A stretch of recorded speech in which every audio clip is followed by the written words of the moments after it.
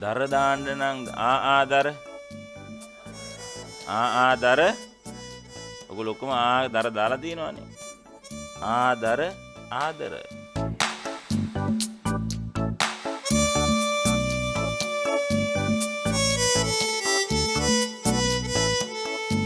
ප්‍රඥාවන්තයා තමන්ට නොතේරෙන දේවල් මේ ලෝකෙ තියෙනවා කියලා ඉස්සෙල්ලම තේරුම් ගන්න වෙනවා. ඒක දැම්ම කිව්වේ මේක ඉදිරියට යනකොට ඔය ප්‍රශ්නේ නැහැ හින්දා.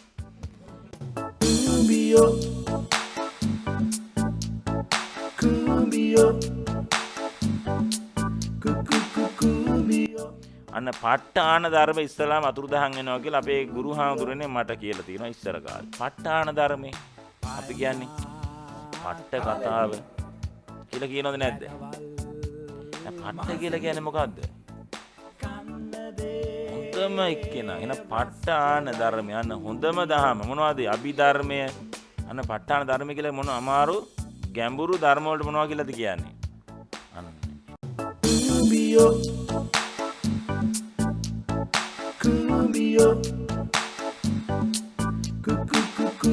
දර දාන්න නම් ආදර ඔගොල්ලෝ ඔක්කොම ආදර දාලා තියෙනවා. ඒකට මේ ආදර මං ඔයාට ගොඩාක් කියලා දෙසැම්බර් 14 මේ පෙබරවාරි 14 කිව්වනේ. ඒතර ගොඩාක් ආදරේ කියලාද වැලන්ට එන මේ වැඩිම ගින්න දෙන්නේ. මම දර දාන්නේ පිටස්තරයිද ආදරේ කරන අයද? දැකනේ සිංහල වචන වල තියෙනවා ලස්සනට අදලා. ආදර ආදර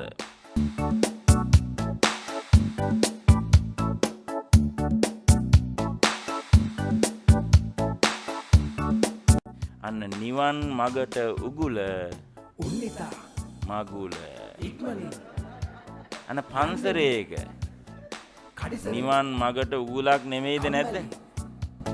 නෑ කිසි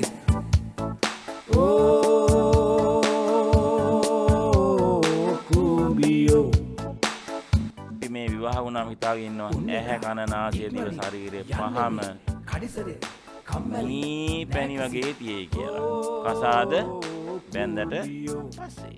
හැබැයි මුත්තල නම දාලා දෙන නියමට තෙලට මී පැණි නෙමෙයි. තෙලට වහ තෙල වහ.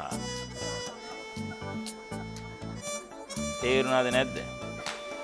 අන්න නිරුක්ති. ඊට පස්සේ අපි හිතනවා ඇහැ කන නාසය දිව ශරීරය මේ පහම හොඳට තියෙයි ආයේ නියමට තියෙයි මොන පිස්සුද අන්න බැඳපු අය මුත්ත කිරිකිත නත්ත පනත්ත බැඳලා අද්දකින් අරගෙන නම දාලා තියෙනවා පහ අවුල් පවුල් උන්නිතා ඉක්මනින් යන්නේ මේ කඩිසරේ කම්මැලි නෑ කිසි කුඹියෝ පටිච්ච සමුප්පන්න වූ තතපංචකේ අවිද්‍යාව. කේසා, ලෝම, නකා, දන්තා, තචෝ. ඔන්න දැන් මේ කෙස් වැඩි වෙන්න හේතුව ඔන්න සුතවත් ශ්‍රාවකයාට විතරයි තේරෙන්නේ. ඔන්න කේසා එන්න හේතුව තමයි කය දෙයට ආසා කිරීම නිසා ආපු ඵලයක් මොකද්ද? කෙස් කැපෝ කියලා කේ දේවල් ආසා නැති වෙනවද? එහෙම වෙන්නේ නැහැ. එහෙනම් එහෙම වෙන්න හේතු හොයාගෙන ඉන්න ඕන. අපෙන් ඔන්න කේස ඇති වෙන්නේ. ඒක ලෝම වෙන්න හේතුව ලෝකේ අමාවක්සේ ඇනීම. නාගදේවත් දස අකුසලය නියපොතුවේ. දන්තා දිවන්තයට යොමු වීම. තචෝ තච භවවත් මේ දස අකුසලයේ ලෝකේ ආස්වාදේ හොඳයි දීමයි කියලා පිටා සිටීම. උන්නිතා ඉක්මනින් යන්නේ මේ කඩිසරේ කම්මැලි නෑ කිසි සංවල යෙදීම. සං කියලා කියන සම් කියලා කියනවා ගණන් වල මොකද්ද? එකතු වෙනවට. මොකද කියන්නේ? සං කියලා කියනවා එකතු වෙනවට. සං කියන්නේ එකතු වෙනවා. බලන්න සාරයි සාරයි කියලා එකතු වෙනවට මොකද්ද කියන්නේ? සංසාරයි.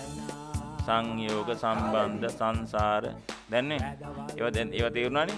හරි. එහෙනම් අපි දානවා අපි අහලා තියෙනවා මේ ඉතල සම්මාදිට්ඨිය කියලා කියන්නේ යහපත් දැකීම කියලා නේද? ඒක ඉතින් හැමෝටම තියෙනවානේ. එහෙනම් කො නිවන අරමුණු කරගත්ත දැකීම. සං කියන්නේ එකතු වෙනවා, මා කියන්නේ මිදෙනවා, දිට්ඨිය කියන්නේ මොකද්ද? දැකීම. මේ ඇහෙන් දැකීමද? නුවණින් දැකීම.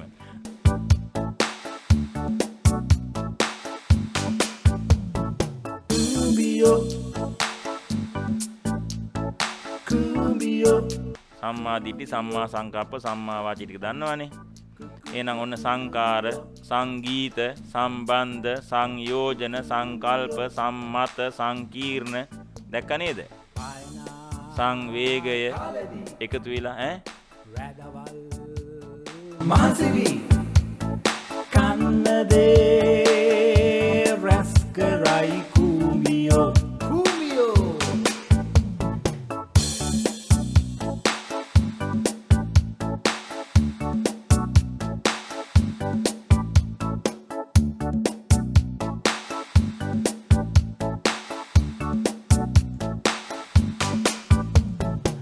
උන්නිතා ඉක්මනින් යන්නේ මේ කඩිසරෙන් කම්මැලි නෑ කිසි